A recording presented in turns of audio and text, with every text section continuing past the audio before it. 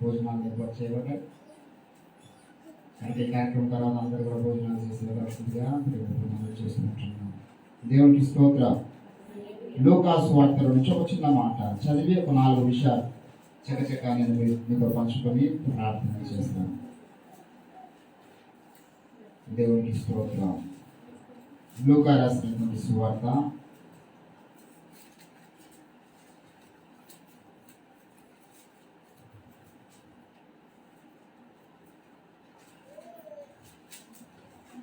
23వ అధ్యాయం. లూకా రాసిన సువార్త 23వ అధ్యాయము 27వ వచనం చదువుతున్నాను. గొప్ప జన సమూహమును ఆయన గూర్చి రొమ్ము కొట్టుకొనొచ్చు దుఃఖించుచున్న చాలా మంది స్త్రీలను ఆయనను వెంబడించేది. చదువుకుని లేఖన భాగము దేవుడు మనకి చిన్న ప్రార్థన చేద్దాం. స్తోత్రం తండ్రి, నీ ఘనమైన నామమునకు వందనాలు. నీ రక్తము చేత విమోచింపబడినటువంటి సైన్యముగా మా ప్రాంతంలో ఇంతమంది అద్భుతమైనటువంటి సాక్ష్యాలు మీ యొక్క రక్షణ ప్రణాళిక రీతిగా వర్ణిక చేసుకున్నారు. మీరు మాట్లాడిన ప్రతి మాటతో స్తోత్రాలు చెల్లిస్తూ ఉంటున్నాం.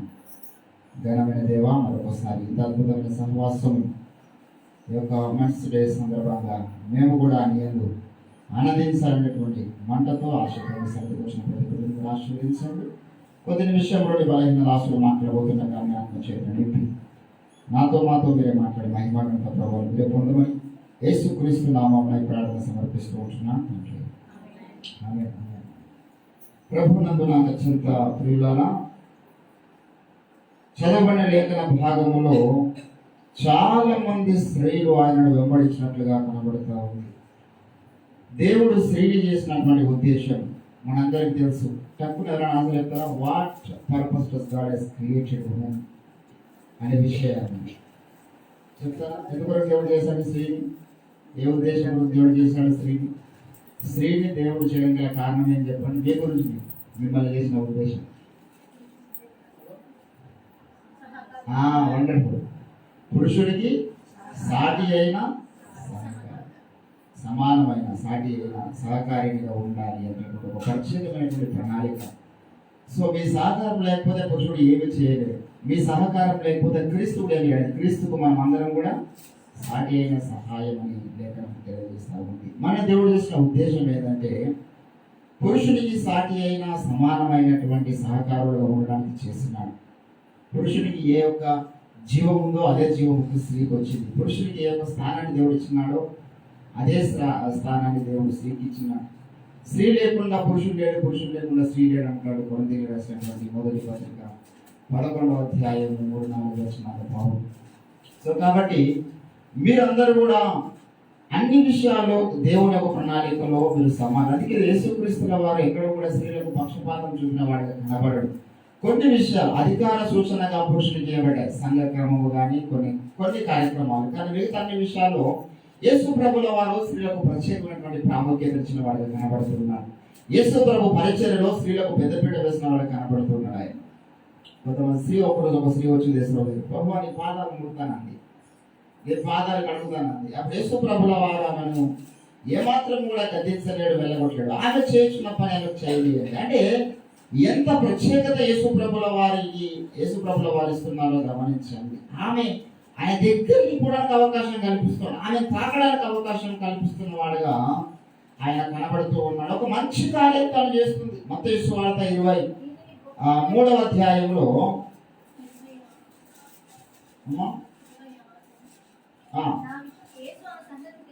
ఒక్క నిమిషం రెఫరెన్స్ చెప్పండి మిగతా వాళ్ళు కూర్చోడానికి. 26వ అధ్యాయము 10వ వచనం. మత్తయి సువార్త 26:10లో యేసు ఆ సంగతి తెలుసుకొని, ఏ సంగతి అంటే ఆ పైన చేసింది ఒక స్త్రీ. 6వ వచనంలో యేసు బేతనీయులో కుష్ఠరోగి అయిన సీమోను ఇంట్లో ఉన్నప్పుడు ఒక స్త్రీ వచ్చింది. ఒక స్త్రీ మిక్కిలి విలువ గల అత్తరు బుడ్డి తీసుకొని ఆయన ఎదుకు వచ్చి కూర్చుండగా ఆయన తల మీద పోషను శిష్యులు చూసి కోపపడి ఈ నష్టమెందుకు చెప్పి యేసు ఆ సంగతి తెలుసుకొని ఈ స్త్రీ నా విషయంలో మంచి పని చేస్తుంది. అంటే ప్రతి ఒక్క స్త్రీ దేవుని కొరకు మంచి పని చేసేటటువంటి ప్రణాళిక దేవుడు కలిగి ఉంటాడు. నువ్వున్న స్థితి ఏదైనా పర్వాలేదు, నువ్వు వివాహానికి ముందు నీ ద్వారా చేసే పనులు కొన్ని దేవునికి మంచి కార్యాలు ఉంటాయి. వివాహం అయిన తర్వాత కుటుంబ వ్యవస్థలో ప్రతి విషయంలో నీతో ఏదో పని, ఒక మంచి పని దేవుడు కోరుతాడు. నువ్వు నేను దేవుని పని చేయాలని ఆశ లేకున్నప్పుడు ఆ మంచి పనితో దేవుడు తెలియజేస్తాను, నేను చేయాలి దేవుడి కొరకు మంచి పని. ఇక్కడ ఒక స్త్రీకి ఎలా ప్రాధాన్యతస్తున్న వాళ్ళకి కనబడుతుంది. ఒక విధవరాలు ఉంది, ఒకటే ఉంది బావి దగ్గర. నీకు 5 పెరిమిట్లు ఉండి ఇప్పుడు ఉన్న వాడిని అంటే ఒక విధవరాలుగా తను ఉంది, భర్త లేకుండా ఉంది. కానీ ఆమెకు ఈయన ప్రాధాన్యత ఇవ్వాలనిపిస్తుంది. ఎవరు లేరు ఆమెకు తోడుగా, బాధలో ఉంది, ఇబ్బందులు ఉంది, ఆమె దగ్గర నేను వెళ్ళాలి. ఒకటే కావచ్చు అంటే ఆయన స్త్రీల పట్ల కలిగినటువంటి ఆ డిజైర్ కాంగ్రిగేషన్ 100 మంది ఉన్న స్థితి కాదు.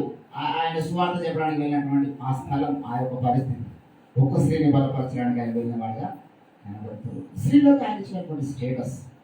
దేవుని బిడ్డలారా, ఇక్కడ అనేక మంది స్త్రీలు ఆయన వెంబడిస్తున్న వారికి కనబడుతున్నారు. ఆయన కొరకు మంచి పని చేయాలి. మనందరికీ మార్త మరియల స్టోరీ తెలుసు. యేసు ప్రభువు ఎప్పుడు ఆ ప్రాంతంలో వెళ్ళినా వారి దగ్గరికి వెళ్ళారు. వారు ఆయన ఉపచారం చేస్తున్నారు. వారు ఆయన గుండె పెడితే తిన్నాడు, వారి కుటుంబంలో ఉన్నాడు, వారి కొరకు బైబిల్ రాశాడు. అదే లక్షణం పౌలుడికి వచ్చింది. పౌలు కూడా స్త్రీల పట్ల చాలా కేర్ కలిగినటువంటి వ్యక్తి. ఇది దేవుని యొక్క ప్రణాళిక కదా. రోమీలకు రాసినటువంటి పత్రికలో ఆయన అంటాడు 16వ అధ్యాయంలో, కొంతమంది స్త్రీలు ఉన్నారు, ప్రత్యేకమైన వారుగా వారిని చూడాలి మీరు అంటాడు ఆయన.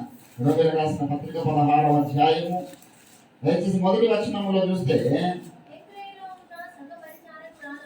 సంఘ పరిచారకురాలంటే ఇవి ఏం పని చేస్తుందండి? సంఘములో పరిచారకురాలైనటువంటి స్త్రీ ఒకటి ఉన్నది. ఆమె పేరు ఫీబే. మన సహోదరిని పరిశుద్ధులకు తగినట్లుగా ప్రభువునందు చేర్చుకొని, ఆమెకు మీ వలన కావలసినది ఏదైనా ఉన్నాయా ఏమన్నా అడిగినా సరే మీరు ఆమెకి ఇవ్వాలి. ఇప్పుడు మాకు ఎవరైనా ఫోన్ చేసి ఒక స్త్రీ మీ దగ్గర పంపిస్తున్నాం, ఇది ఏం అవసరం మేము చూసుకోండి అన్నాక ఆమె ఏమి అడిగినా మేము చేస్తాం.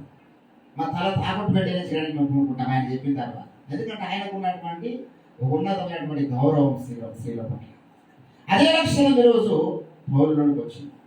దేవుడు బైబిల్లో స్త్రీలకు ఇస్తున్నటువంటి స్టేటస్, ఈ అద్భుతమైనటువంటి స్థానం ఉంది. కానీ దేవుడు స్త్రీల ద్వారా ఏం కోరుతున్నాడు? మీ ద్వారా కొన్ని మంచి పనులు కోరుతున్నాడు. కానీ సాతాను ఏం చేస్తాడే? మీ ద్వారా మంచి పని చేయలేదు. దేవుడు ఏ మంచి పని అయితే మీ ద్వారా కోరుకున్నాడో ఆ మంచి పని చేయకుండా సాతాను మీకు అడ్డుపడతా ఉంటాడు.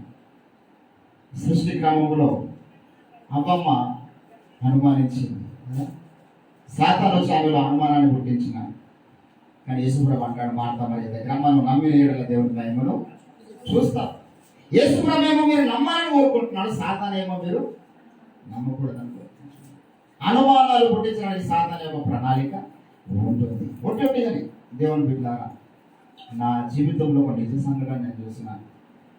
జహీరాబాద్ ప్రాంతంలో ఉన్నప్పుడు చాలా అన్యూన్యమైనటువంటి సహవాసం, 2 భార్యాభర్తలు, 2 పిల్లలు. వారికి వివాహమై 6-7 సంవత్సరాలు అయింది. అప్పటికి 2 పిల్లలు కూర్చున్నారు. చాలా అద్భుతంగా వారి దాంపత్యం కొనసాగుతూ ఉంది. రియల్గా జరిగినటువంటి సంఘటన. వారి దాంపత్య జీవితం అద్భుతంగా చిల్లగా గోరింకల్లాగా చల్లగా హ్యాపీగా బ్రతకడము. ఈ పక్క ఇరుగుపరు వారికి ఇష్టం ఉండదు కదా, ఒక ఆమెకి ఇష్టం లేదు వారు అర్థంగా బతకడం. సో ఈమె భర్త డ్యూటీకి వెళ్ళిన మహేంద్ర కంపెనీలో జాబ్ చేసేవాడు. భర్త డ్యూటీకి వెళ్ళినటువంటి సమయంలో ఇంటికి వచ్చి వారి యొక్క చక్కని కుటుంబాన్ని చూసి ఓర్వలేక, మీ భర్తకు ఒకప్పుడు ఇటువంటి చరిత్ర ఉండే, మీ భర్త మంచోడు కాదు, ఆయనకు ఈ రీతిగా ఇల్లీగల్ కాంటాక్ట్స్ ఉన్నాయని చెప్పేసి చెప్పింది. 7 సంవత్సరాలు చూసింది. 7 సంవత్సరాలు ఆయనతో సహవాసం చేసింది. ఆయన పోనీ దగ్గర పెట్టిపోయేటోడు. ఏమాత్రం అనుమానాలు లేవు, చాలా అన్యోన్యంగా కొనసాగుతుంది. ఏమాత్రం ఆయన ఇల్లీగల్ కనెక్షన్స్ బయట లేవు. కానీ వచ్చి చెప్పిన వెంటనే ఆ సిస్టర్ పేరు నేను చెప్పాను, ఎందుకంటే సభ లేదు కాబట్టి లైవ్ కూడా జరుగుతుంది. తాను భర్త డ్యూటీకి వెళ్ళేసరికి ఇల్లు తలుపులు పెట్టినాయి. రోజు డ్యూటీ నుంచి రాగానే పిల్లలు ఎత్తొచ్చే వాళ్ళు కంపెనీ చూస్తూ ఉంటే కంపెనీలో వాళ్ళకి ఒక మిక్చర్ ప్యాకెట్ 2 బనానాస్ ఇస్తారు మహేంద్ర కంపెనీలో ప్రతిరోజు. పిల్లలు డాడీ రాగానే డాడీ అని చెప్పి ఎత్తొచ్చి ఆ మిక్చర్ ప్యాకెట్ తీసుకొని తిని హ్యాపీగా జీవించే వాళ్ళు. ఈరోజు పిల్లలు అనిపిస్తుంది ఇంటికి వస్తారు, ఎటు వెళ్ళింది తను బయటకు వెళ్ళిందా అంటే ఛాన్స్ చూసాడు. డోర్ చూస్తే డోర్ లోపల వచ్చి పెట్టింది. ఎంత ఉన్నా డోర్ తీయడం లేదు. కిటికీలో కూడా చూస్తే 3 విషయం దాగి ఇద్దరు, తను తన పిల్లలకి కూడా విషయం పెట్టి చనిపోయింది. తీరా ఇన్వెస్టిగేషన్లో తెలియ విషయం ఏంటంటే ఈ పక్క ఆమె చెప్పినటువంటి విషయం, ఆమె చచ్చిపోయేటప్పుడు లెటర్ రాసి మిమ్మల్ని ఎంతో నమ్మానండి, నేను నాకు ఇంత మోసం చేస్తాను అనుకోలేదు, మీ క్యారెక్టర్ మంచిది కాదు. 7 సంవత్సరాలుగా అన్యులకు కొనసాగినటువంటి దాంపత్య జీవితంలో దుష్టుడు ఒక స్త్రీని వాడుకుంటే చిన్న అనుమానం, అరే 7 సంవత్సరాలు నీ భర్తతో నువ్వు చేసినటువంటి దాంపత్య జీవితంలోని యాత్రలో నువ్వు నమ్మడానికి ఎన్నో అవకాశాలు ఉన్నాయి. నా భర్త ఎటువంటి వాడు, ఆయన పరిస్థితి ఏంటంటే నువ్వెంతో ఆయన మీద నువ్వు ప్రత్యక్షంగా చూసినటువంటి సాక్షిని. ఒక ఆయన ఏదో ఆ దుష్టుడు ఏదైనా తోటలోకి వచ్చినాక ఎవరితో ఒకదో వచ్చింది, పని బాట లేకుండా మంది కుటుంబాలు నాశనం చేయాలని ఆమె మాట అంగీకరించి ఒక కుటుంబము చనిపోయింది, చిన్న పిల్లలు. ఎందుకంటే ఈరోజు దుష్టుడు ఒక వ్యూహం ఏంటంటే దాంపత్య జీవితాల్లో అనుమానం ఎవరికైనా ఏముండదు అక్కడ. చాలా మంది జీవితాల్లో చూసినటువంటి పరిస్థితి అంటే ఒకే అనుమానాలు సాతాను పుట్టిస్తాను. గత రాత్రి ఓమిరి గారు చెప్పినట్టు వాక్యం ఎంతమంది విన్నారో నాకు తెలియదు, ఖచ్చితంగా బ్రతకన్నారు. Every human must and should listen that message. It was wonderful అనుకుంటున్నాను. ఆ మెసేజ్ విన్న తర్వాత మనము హృదయ మన స్టేటస్ ఏమైంది. సాతాను ఒక వ్యూహం ఏంటంటే దేవుడు స్త్రీలకు చెప్పినటువంటి మాటలు బైబిల్లో ఉన్నాయి. స్త్రీలారా మీరు పలానా పని చేయండి. యేసుప్రభు అక్కడ లేఖన భాగంలో లూకాసు సువార్త 23వ అధ్యాయంలో అంటాడు, ఆయన వెంబడించిన స్త్రీలకు ఆయన ఇచ్చిన సందేశం ఏం తెలుసా? మొట్టమొదటిగా యెరూషలేము కుమార్తెలారా, తర్వాత వచ్చిన చదవండి లూకాసు సువార్త చదివిన మూల వాక్యములో యేసుప్రభుల వారు మీకు చెప్తున్నటువంటి ఒక మాట, సిలువ మీదకి వెళ్ళకన్నా ముందు, యెరూషలేము కుమార్తెలారా నా నిమిత్తం ఏడవకండి. అది ఎందుకంటే మీరు చాలా భయంకరమైన స్థితిలో ఉన్నారు. దుష్టుడు మిమ్మల్ని చాలా ప్రమాదంలో పడేస్తున్నాడు. మీ మనసుల మీద వాడు దాడి జరిగించినాడు, మీ హృదయాల మీద వాడు దాడి జరిగించినాడు, మీకు నమ్మడం ఇష్టం లేకుండా చేసినాడు. దేవుడేమో నమ్మడం నీవాలైతే నువ్వు గొప్ప కార్యాలు చూస్తావా అన్నాడు. దేవుడు తనను తాను చాలాసార్లు స్త్రీతో పోల్చుకున్నాడు. బైబుల్ గర్భమున పుట్టిన తల్లి తన చంటి బిడ్డను మరచునా వారైనా మంచుదేమో కానీ నేను మరవను ముది మోర్చు వరకు ఎత్తుకొని వాడని అని చాలా సందర్భాల్లో స్త్రీతో పోల్చుకున్నాడు. ఎందుకంటే బైబుల్లో దేవుడి తర్వాత అంత ఉన్నతమైనటువంటి స్థానం ఎవరిదంటే స్త్రీలు చూపేటటువంటి ప్రేమ అంటాడు సమూయేలు ప్రవక్త. దావీదు యవనతానుల మధ్య నాకు ఎటువంటి బంధం ఉందంటే నీవు నాయన కలిగి ఉన్నటువంటి ప్రేమ స్త్రీలు చూపు ప్రేమ కంటే అధికమైంది అన్నాడు. ప్రేమ అన్నిటిని నమ్ముతుంది, ప్రేమ అనుమానించదు.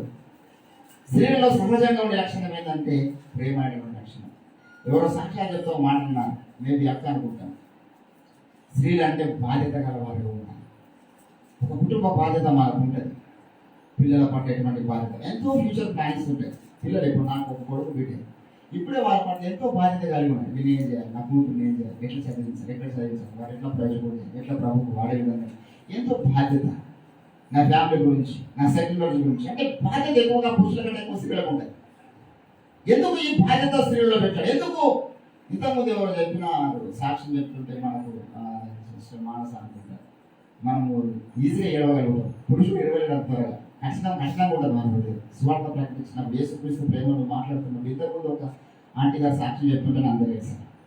ఆమె కొద్దిసేపు తన దుఃఖాన్ని పంచుకుంటే అందరికీ ఆటోమేటిక్గా కన్నీళ్ళు వచ్చేసింది. పురుషుడు అంత త్వరగా కరిగిపోదు. ఒకవేళ మీకు ఏసఐ ప్రేమ అర్థమైతే ఏసఐ గురించి ఖచ్చితంగా మీరు ఏడుస్తారు. ఆ ఏడుపేదో స్వార్థ ప్రకటిస్తున్నప్పుడు మీరు ఏడవగలిగితే అనేక రక్షించబడతారని అంటే మీలో ఉన్నటువంటి క్వాలిటీస్ విమర్శించే సందర్భంగా మీరు ఏం చేస్తే బాగుంటుంది. నాకు నా ప్రభు ఏం చెప్పిన యెరూషలేము కుమార్తెలారా నా నిమిత్తం నీ నిమిత్తం ఫస్ట్ నీ నిమిత్తం మీరు ఏడవాలి. నువ్వు రక్షింపబడిన తర్వాత ఇప్పటిదాకా ఎంత అభిషేకం పొందుతున్నా, రక్షించబడిన తర్వాత ఇప్పటి వరకు ఎందుకు నేను దేవుని కొరకు ఆయన కొరకు మంచి కార్యాలు ఏదో చేయకుండా నువ్వు ఉన్నావు. రక్షించబడిన తర్వాత ఆయన కొరకు నువ్వు కాల్చిన కన్నీరు ఎంత, నీ భర్త కొరకు కన్నీరు కాల్చినావు, నీ పిల్లల కొరకు కన్నీరు కాల్చినావు, నీ సమస్యల కొరకు కన్నీరు కాల్చినావు. అందులో యేసుప్రభు కొరకు కాల్చిన, యేసుప్రభు పని కొరకు కాల్చిన కన్నీరు చుక్కలేను అన్ని ఎక్కడ నువ్వు వస్తాయి. నీ భార్య కొరకు, నీ పిల్లల కొరకు, నీ కుటుంబం కొరకు, నీ సంపదల కొరకు, నీ అవసరాల కొరకు, నీ నొప్పుల కొరకు ఏడిస్తే దేవుని లెక్కలోకి రావాలి. నేను ఏడిచి ప్రాణం చేస్తాను, దేవుడు ఎదుగుతుంటే అనకూడదు. ఆయన పని కొరకు ఏడిచిందంత, దేవాన్ని కొరకు నేను పని చేయలేకపోతున్నాను, ఆయన ఆత్మను చేయలేకపోతున్నాను తండ్రి, ఆయన దగ్గర రాయులాగా ఏడవాలి. దేవా నాకు పిల్లలు నేను ఏడగల ప్రాణాన్ని తీసుకోవాలి. కాబట్టి దేవుడు పిల్లల ఈరోజు మొదటిగా దేవుడు చెప్తున్నటువంటి విషయం ఏంటంటే నా నిమిత్తం కాదు మీ నిమిత్తం వేయడం. నన్ను వెంబడిస్తున్నాను, ఆయన చెప్తున్నటువంటి మాటలు కూడా ఉన్నాయి. స్త్రీలుగా యవన స్త్రీలుగా ఆయన చెప్తున్న మాటలు కొన్ని వారికి ఉన్నాయి. వివాహమైన వారికి ఆయన చెప్పినటువంటి మాటలు కూడా ఉన్నాయి. స్త్రీలారా మీ స్వపురుషులకు లోబడి ఉండండి అన్న. అందుకే గత రాత్రి మెసేజ్ ఉందని చెప్పింది. అందుకే చాలా మంది స్త్రీలు భర్తను గౌరవించకుండా, భర్త పట్ల సరైనటువంటి అభిప్రాయం లేకుండా, అండర్స్టాండింగ్ లేకుండా, భర్తను నమ్మకుండా, భర్త మీద అనుమానిస్తూ ఎంత ప్రార్థన చేస్తే మీ ప్రార్థన దేవుడు వినడని స్త్రీలకు చెప్పాడు కదా రాత్రి. పురుషులకు చెప్పాడు, మీ భార్యను ప్రేమించకుండా మీరు ఎంత స్వార్థ పని చేసినా, ఎంత మీరు ప్రార్థన చేసినా మీ ప్రార్థన. దుష్టుని యొక్క వ్యూహం ఏంటంటే నువ్వు అవతల పెద్ద పెద్ద పాపాలు ఏం చేయవు, కానీ నీ భర్తను గౌరవించకుండా చేస్తావు. అవతల పెద్ద పెద్ద పాపాలు ఏం చేయవు, భార్య అంటే లెక్క లేకుండా చేస్తావు. అది ఒక్కటి చాలు నీ ప్రార్థన కప్పుదారకుండా ఉండడానికి. సాధారణ తెలిసి వ్యూహం. అందుకే వాడు ఏం చేస్తారంటే స్త్రీల పట్ల, భర్తల పట్ల, భార్యలకు భార్యల పట్ల భర్తలకు ఒక అండర్స్టాండింగ్ లేకుండా, ఎప్పుడు ఏదో ఒక విషయం ఉండే, ఎప్పుడు ఒక అనుమానం, ఎప్పుడు ఒక గొడవ ఉండే విధంగా వాడు ఎందుకు చేస్తారంటే మీ ప్రార్థనలు ఇక్కడ నుంచి వెళ్ళదు. మనం అనుకుంటే అంటే పెద్ద పెద్ద తప్పులు ఏం చేస్తున్నాయి కదా, నా ప్రార్థన ఎందుకు వినడం అనుకుంటాం. ఏ పెద్ద తప్పు చేయకపోయినా, కొన్ని దేవుడు చెప్పింది చేయకపోయినా దేవుని దృష్టిలో మనం ఆజ్ఞాధికరించిన వాళ్ళమే అవుతాం. కాబట్టి దేవుని బిడ్డలారా, ఈరోజు నీవు నేను ఎటువంటి స్థితిలో ఉన్నాం? దేవుడేమో ప్రేమ అన్నిటిని నమ్ముతుంది అని చెప్పినటువంటి ఆలయంలో మనం ఉన్నామా? ఇది నిజమైన ఆలయంలో మనం ఉన్నాం. చాలా మంది కూడా సాధన బయటకు పోయినప్పుడు మనం ప్లేస్లో ఉన్నాడు నంబర్ బెటర్ వీడియో కాల్ చేస్తాం అంటే అంత త్వరగా నమ్మబుద్ధి కాదు ఎక్కడున్నాడు అని చెప్పేసి. ఇది సర్వసాధారణం అయిపోయింది. మనం బస్సులో ఉంటాడు, అక్కడ వీడియో కాల్ చేస్తే అంత నెత్తిలో కొట్టుకునే పరిస్థితి. కొన్నిసార్లు ఏదో ఏం చేస్తాం, వీడియో కాల్ చేస్తాం. నమ్మగలగాలి. ప్రేమ అన్నిటి నమ్మను. స్త్రీలు ప్రేమకు ప్రతీకలుగా ఉన్నారు. దేవుడి ప్రేమను నమ్మాలి. అట్ ద సేమ్ టైం మీ కాల్ని కూడా నమ్మాలి. What is your interest that is your call. చాలా మంది పిలుపు అంటే దేవుడు తర్వాత డైరెక్ట్ పిలువాడు. ఎప్పుడు కూడా నీకు ఒక పని మీద ఆసక్తి పుట్టిస్తారు ముందుగా, అప్పుడు గుర్తించాలి దీంట్లో నాకు పిలుపు ఉందని. హల్లెలూయా. నాకు సువార్త ప్రకటించాలని ఆసక్తి ఉంది, నేను కన్సల్ట్ చేసుకున్నా. నా కాలింగ్ సువార్థికుడు కానీ దేవుడు నాకు ప్రత్యేక సువార్థికుడు పని కూడా ఎన్నిక చేసుకున్నా నాకు మనం చెప్పలేదు. అట్లా మీకు కూడా మీకు ఒక దాని మీద ఇంట్రెస్ట్ ఉంటుంది, ఒక పని మీద ఇంట్రెస్ట్ ఉంటుంది. కుటుంబ పరిచయను, లేకపోతే మీ ఫ్రెండ్స్ మీరు పరిచయం చేయడము, ప్రార్థన చేయడం. అసలు ఇక్కడ యేసు ప్రవేశించిన పిలుపు కూడా అదే. మీ నిమిత్తం వేడవండి, మీ పిల్లల నిమిత్తం వేడవండి అన్నాడు ఆయన. మీరు మోకరించి దేవుని యొక్క సన్నిధానం రోధించగలిగితే ఆ ప్రభావము, ఆ ప్రార్థన శక్తి అనేకలో హృదయాన్ని తాకుతారు అన్నమాట. హల్లెలూయా. మీ ప్రార్థనలు వ్యర్థం కావు, మన కలిసిన కన్నీరు వ్యర్థం కాదు. Everything has to be countable. దేవుడు నీకు నాకు దేవుడు చెప్పింది, మాకు చెప్పినటువంటి ఆజ్ఞలు మేము. అందుకే స్త్రీలుగా మీ బాధ్యతలు మీరు గుర్తించండి. మీకు దేవుడు చెప్పిన మాటలు మీరు లోపడితే చాలు. అప్పుడు నువ్వు జ్ఞానవంతురాలుగా దేవుని దృష్టిలో పిలువబడతావు. అందుకంటే సామెతలు 14 జ్ఞానవంతురాలు తన ఇల్లు కట్టును, బుద్ధిహీనురాలు 3 తన ఇల్లు తన చదువుతోనే ఓడబెరుకున్నాను. కాబట్టి ఈరోజు మీరు జ్ఞానవంతులుగా ఉండాలి, జ్ఞానవంతురాలుగా ఉండాలంటే యేసయ్య చెప్పింది. అప్పుడు ఆ వ్యక్తికి దేవుని దృష్టిలో ఆమె జ్ఞానవంతురాలు అవుతుంది, సమాజంలో ఆమె గౌరవం దొరుకుతుంది. యేసుప్రభు చెప్పిన మాట వినకుండా అటు యేసయ్య దగ్గర గౌరవం ఉండదు, ఇటు సమాజంలో కూడా గౌరవం ఉండదు. కాబట్టి మనం గౌరవం కొరకు తహతాలాడద్దు, నన్ను అందరూ గుర్తించలేని తహతాలాడద్దు. మన యేసుప్రభు చేసిన నాకు నమ్మకం ఉంటే ఆటోమేటిక్గా గౌరవం దానికదే వచ్చేస్తుంది. దానికదే అవకాశాలు దేవుడు రప్పిస్తాడు. దానికదే మన ఉన్నతమైన స్థానాలు దేవుడు తీసుకెళ్ళిపోతాడు. ఉన్నతమైన స్థానం కొరకు మనం ప్రయత్నాలు చేయొద్దు. నా ప్రభు చెప్పిన మాటలకు లోబడగల ప్రయత్నంలో మనం ఉండాలి. పేరు పడుకోవడం ఎప్పుడు పనిచేయదు. నా ప్రభు చెప్పాడు కాబట్టి నేను చేస్తాను. నేను చాలాసార్లు సువార్తకు వెళ్ళినప్పుడు నేను స్వరాజాన మాకు అందరూ చాలా ఉన్నతమైన పెద్ద బిడ్డ వెళ్తున్నాను కాదు, అక్కడ నా లాభం పట్టబడితే నాస్తూ వెళ్తాను. నేను ఎప్పుడు మోగరించి ప్రార్థన చేసినా, ఎప్పుడు ఉపవాసం ప్రార్థన చేసినా ఇదే నా గురి. దేవా నాకు సువార్త కొరకు ద్వారాలు జరుగుతాయి. కాబట్టి మీరు ఒక Dzire, whenever you have the strongest desire inside of your heart, that is your calling. ఎప్పుడు నాకు ఈ విషయంలో పిలుపు ఉంది.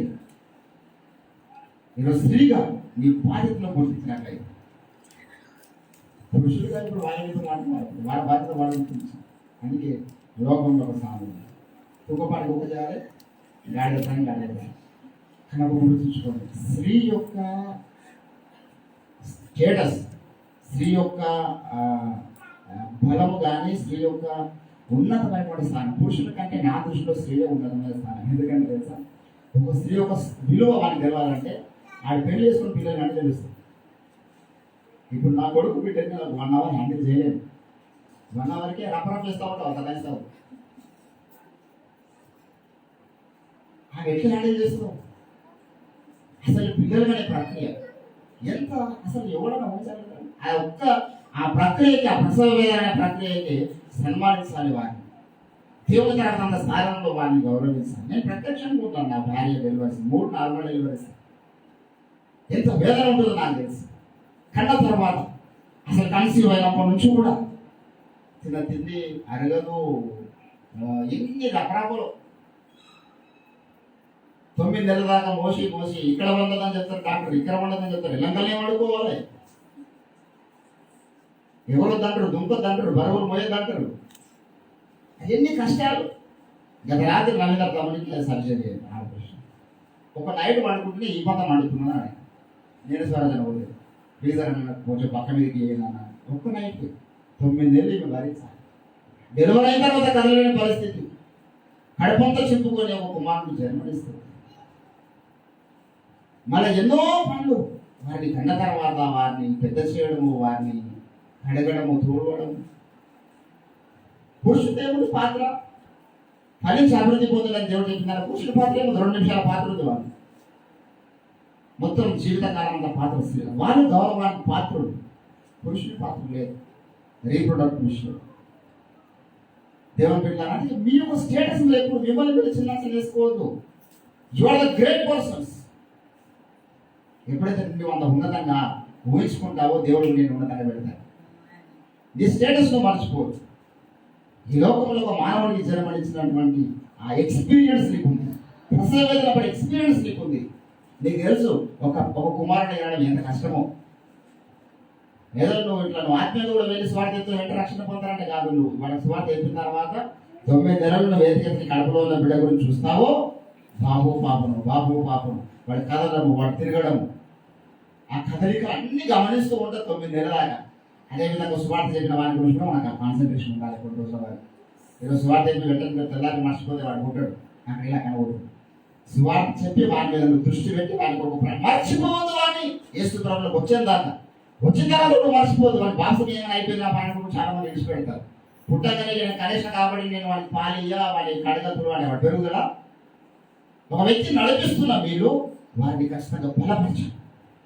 రక్షింపబడిన తర్వాత మీ పాత్ర ఉంటుంది. మళ్ళా వాడు పెరిగి పెద్దోడై వాడి పనులు వాడు చేసుకునే వాడికి. అందుకే మొన్న సంగీతంలో మనిషి వాడిని నా కొడుకుని ఎక్కడికి పంపించాలి. వాడి పనులు వాడు చేసుకుని ఆ బాధ్యత ఉండాలి. స్పిరిచువల్గా కూడా ఉండాలి. భౌతికమైన పిల్లలు పంపించాను. నా కొడుకు నాకు నా ఇంట్లో వాళ్ళు ఏం చేసినా నాకు పెద్ద అభ్యంతరం కాదు. అది వేరే వారికి పోతే అది పెద్ద అభ్యంతరం అయిపోతుంది. వాళ్ళు అంత ప్రేమ రిసీవ్ చేసుకోరు. ఆ బాధ్యత మన మీద ఉంది. వాళ్ళని పెంచాల్సినటువంటి బాధ్యత. ఒక్క లక్షణాన్ని బట్టిన స్త్రీ యొక్క స్టేటస్ గుర్తించాలి. ఈరోజు సమాజం, ఈరోజు భారతదేశంలో దుష్టుల యొక్క వ్యూహం స్త్రీలను చిన్న చూపు చూడడం. కొంతమంది విధవరాలను కొన్ని ఫంక్షన్స్కి రానియరు. కొన్ని ప్రత్యేకమైనటువంటి దినాల్లో వారిని ఏ ఫంక్షన్స్ పిలవరు. వారిని అందరిలో కలుపుకొని పోరు. ఒక చెడ్డ సంస్కృతి మన భారతదేశంలో స్త్రీల పట్ల దుష్టుడు క్రియేట్ చేశాడు. బైబిల్ లేదని యేసుప్రభువును ముట్టనిచ్చాడండి. తన పాదములు కడుగుతానంటే కరుణించాలి. తన అందరితో ఒక్క ఉంది. సమాజం అంతా వేసిన ఒక వేషం. ఆయన దగ్గర కూర్చొని అమ్మాని పిలువగలిగిన ఒక వేషకు ఆయన పిలిచిన పిలుపు. యేసుప్రభు దగ్గర మన లైన్ వేరు. మీరు భారతీయ సంప్రదాయ వీళ్ళలో మిమ్మల్ని వివరించుకోవద్దు. యేసుప్రభు నాకు ఏర్పరిచిన లైన్లో మీరు ఉంచుకోవాలి. ఈ లోకంలో ఎవరు దేనికైనా దగ్గరమైన సంబంధం లేదు. నా యేసయ్యను అతుక్కున్నాడు అని చాలు. కాబట్టి దేవుని పిల్లలారా, స్త్రీలుగా మీ లోకం ఎవరు గుర్తించకపోయినా పర్వాలేదు. మిమ్మల్ని మీరు గుర్తించుకోండి, నేర్చుకోండి. మిమ్మల్ని ప్రభువు గుర్తిస్తున్నాడు. మీకు ఆయన పెద్ద పీడ వేస్తున్నాడు. ఆయన దృష్టిలో నా దృష్టిలోనే ఎంతో ఉన్నతమైన స్థానం. నాకు నా భార్య జీవితంలో నేను నేర్చుకున్నటువంటి పాట. ఆమె కష్టం నేను చూసినటువంటి పరిస్థితి. అందుకే నేను ఎప్పుడు ఆమె అమ్మ అని పిలుస్తాను. మా అమ్మ తర్వాత నాకు 2వ అమ్మ. చాలా మంది అబ్జర్వ్ చేసుకుంటాను. ఎప్పుడు నా భార్యను ఎప్పుడు నేను పేరు చూడాలి. ఎందుకంటే ఆ స్టేటస్ అంటే ఆ స్థితిని నేను గమనించినప్పుడు ఆమెలో నా యొక్క నా అండర్స్టాండింగ్ అనేది ప్రతి స్త్రీగా పుట్టిన ప్రతి ఒక్కరు ధన్యత దేవుని బిడ్డలు. ఎందుకంటే యేసుప్రభు జన్మనిచ్చిన వారు కూడా స్త్రీని లోకరక్షకులు లోకానికి పరిచయం. స్త్రీ యొక్క బిడ్డ పుట్టేవాడు. స్త్రీ యొక్క పాత్ర రక్షణ ప్రణాళికలో మొదటి పెట్టు. ఈరోజు నేను కూడా ఇంతకు అది కూడా మెన్షన్ చేశాను. మీరు స్వార్థ ప్రకటన పోయినప్పుడు మీరు ప్రార్థన చేయకపోతే అక్కడ కార్యాలు జరగవు. రోధించే స్త్రీలు కావాలి. తిమోతి గొప్ప దైవజనుడు ఏంటంటే మొదటి అవ్వ అయినా లోయలో నీ యొక్క తల్లి అయిన యుడికలో వసించింది అన్నాడు. ప్రతి ఒక్కరు వెనకాల మోసే గొప్ప దైవజనుడు ఎవరి పాత్ర ఉంది? తల్లి పాత్ర ఉంది వెనకాల. ప్రపంచానికి అది మన ఓపెన్ ఎన్నోసార్లు చెప్పారు. ఈరోజు నాకు మొదటి టీచర్, మొదటి స్కూల్ మాస్టర్ నా మదర్ సౌజాతమ్మ. నా తల్లి నాకు వేసినటువంటి పునాది. డిఎల్ ముడిమొత్తుని సాక్షి చెప్పాడు. వాళ్ళ తల్లి వారిని ప్రపంచ సువార్థికులుగా తయారు చేసింది. మీలో ఉన్న శక్తి అంత గొప్పది. కాబట్టి ఈరోజు మీ స్థానాన్ని గుర్తించే ఒక స్త్రీల దినోత్సవ సందర్భంగా నీకు మన భారతదేశంలో ఆదిశక్తి స్వరూపిణిగా నిలబడుతున్నటువంటి శ్రీమూర్తి మరి సావిత్రిబాయి పూలే, ఆమె చరిత్ర చదివాను. గులాంగిరి అనేటువంటి గ్రంథంలో రాశాడు అద్భుతంగా. ఎవరు దాన్ని రాసినప్పుడు కానీ మహాత్మా జ్యోతిరావు పూలే గారు హిందీలో మరాఠీలో రాసినప్పుడు తర్వాత తెలుగులో వేరే వాళ్ళు తర్జుమా చేశారు. అద్భుతంగా ఉంటుంది ఆ బుక్. స్త్రీలకు ఉన్నటువంటి స్థానం. మరి ఆమె ఎంత కష్టపడ్డది స్త్రీలను బయటికి తీసుకురావాలి. సతీ సాగమనం లేకుండా జరిగిన విజయం కేరగా ఎంత కష్టపడ్డది. స్త్రీలను తొక్కేసే ప్రక్రియ గురించి మన భారతదేశంలో మన కొరకు కష్టపడ్డ వారి గురించి కూడా మనం దేవుడు స్థుతించాలి. ఈరోజు మనకు స్వేచ్ఛ, అన్ని రంగాల్లో స్త్రీలకు పాత్ర. ఒక బిడ్డకి బయటికి రావద్దు స్త్రీలు, రోడ్డుకి రావద్దు స్త్రీలు, భర్త చచ్చిపోతే స్త్రీలు కూడా చంపేయాలి. అక్కనే చెడ్డ సంస్కృతి భారతదేశంలో ఉంది, కానీ బైబిల్లో సంస్కృతి లేదు. బైబిల్లో ఉన్న సంస్కృతి ఏంటంటే వారిద్దరు సమానమై ఉన్నారు. హల్లెలూయా. పురుషుడికి సమానమైనటువంటి సాటి అయినటువంటి వ్యక్తిగా ఆయన చేశాడు. కాబట్టి మీ స్టేటస్, మీ స్థాయిని గుర్తించండి, జాగ్రత్త పడండి. మీరు ప్రభువు చెప్పినటువంటి మాటలు లోపడగలిగిన జీవితాన్ని కట్టుకుంటే మీరు కూడా ప్రభు దృష్టిలో ఉన్నతమైనటువంటి స్థాయిని సంపాదించుకున్న వాళ్ళు అవుతారు. మీరు కూడా గొప్ప సైన్యంగా దేవుడు ఒక ప్రణాళికలు వాడబడతారు. కనుక మనమందరం ఈ యొక్క మాటలు ఇచ్చినటువంటి వారు ఒక నూతన తీర్మానం చేసుకోండి. మీ స్థితిని మీరు ఎప్పుడు జ్ఞాపకం చేసుకుంటూ ఉండండి. ఎవరు మిమ్మల్ని నిరుత్సాహపరిచినా, ఎవరు వెనకడానికి ప్రయత్నం చేసినా మీరు వారి మాటలు నమ్మద్దు. ఎవరు అనుమానించే మాటలు మీరు చెప్పిన వారిని ఒక సాతానంగా చూడగలగాలి. నువ్వు పనికి ఇవ్వని ఎవరు మాట్లాడినా ఒక సాతాన్ని చూడగలగాలి. నా దేవుడు నన్ను పనికి వచ్చే పాత్రగా తయారు చేసి నమ్మగలగాలి. హల్లెలూయా. ఆయన నాకు స్థానం ఇచ్చినాడు అలనాడు. ఆ యొక్క విధవరాలకు స్థానం ఇచ్చినాడుగా ఆయన వెంబడించిన వారిని రాణించినాడు. శిలువ దగ్గరికి అత్తుకొనిచ్చినాడు. నాకు కూడా దేవుడు పిలుస్తున్నాడు. నాకు కూడా ఒక ఉన్నతమైన స్థానాన్ని ప్రభు ఇస్తున్నాడు. నమ్ముదాం, నమ్మి దేవుడు స్తుతిస్తాం. ఆ స్థానాన్ని కట్టుబడి మనమందరం కూడా ఒక మంచి కార్యం దేవుని కొరకు చేయడానికి పూనుకుందాం. ఈ స్త్రీ ఒక మంచి పని నా కొరకు చేస్తున్న ఏసైనట్లుగా ఇక్కడ మీ అందరి గురించి ప్రభు రేపు క్రీస్తు న్యాయపీఠం అనగలగాలి. భూమి మీద ఉన్నప్పుడు ఈ స్త్రీ నా కొరకు మంచి పని చేసింది అనగలగాలి. అంటే మళ్ళీ ఉన్నతమైనటువంటి స్థానాన్ని సంపాదించుకుందాం. రండి ప్రభు కొద్ది మాటలు మన వెంటలో పాలింపచేయను గాక. మనమందరం కూడా ప్రారంభంలో ముందుకు సాగుదాం. మిగతా సమయాన్ని